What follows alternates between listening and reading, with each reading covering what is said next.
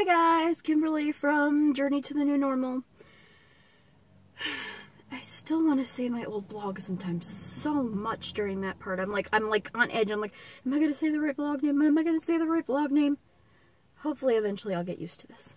Anyways, today I want to talk to you about a subject that is kind of controversial and, I don't know, a little bit frustrating for me, okay?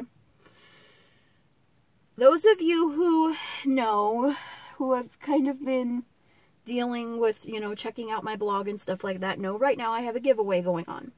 I have a giveaway for a jewelry, well, 3. I'm going to give away 3 of them to 3 different people. Jewelry necklaces, okay? Now, let me tell you something about the whole chewy thing, alright? There are people who are like, why in the world do you give your child that? Like, why do you let them do that? I mean, just tell them to stop. Like, be normal. No. Here's the thing, okay? I look at chewing like some people look at stimming, okay? And there are people in this world that will say that stimming is bad, it's distracting, you need to keep your, your kids, your loved ones from stimming if they need to, or take them. And don't get me wrong, there is a time and a place where sometimes you need to take them from the room and let them stim, where it's quiet or they're not disrupting things. And I get that, okay? Don't get that twisted. But if you're at home and they're just sitting there, stimming, or, they're like my child and they're chewing on a book, or they're chewing on their bed, give them a chewy. Let them stim. Oh my goodness. Here's my thing. Have you ever been filling out a form for a job interview or like a job application or doing a test for some kind of important thing that you were nervous about? Have you ever sat there with your pen and this, well, yeah. Have you ever sat there with your pen? This one doesn't click. But have you ever done stimming?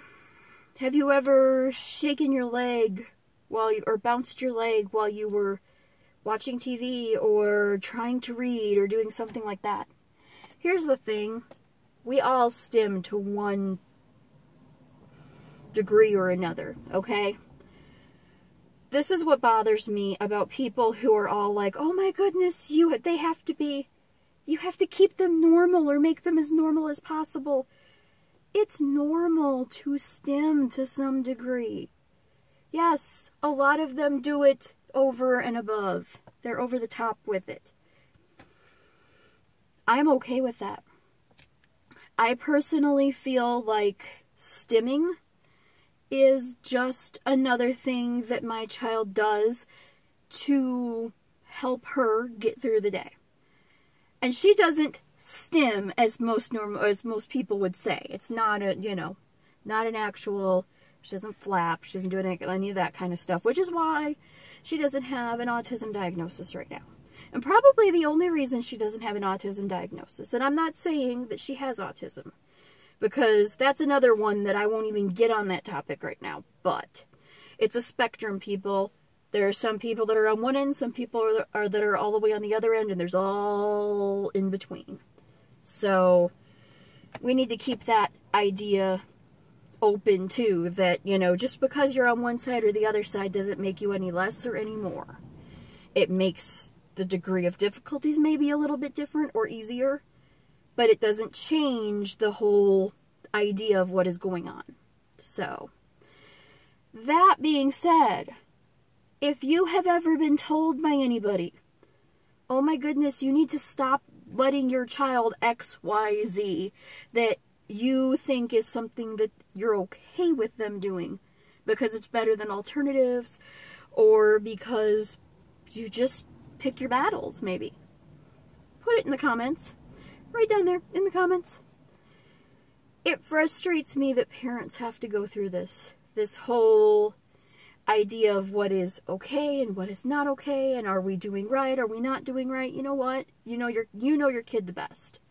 So you let your kid do what you think they need to be doing.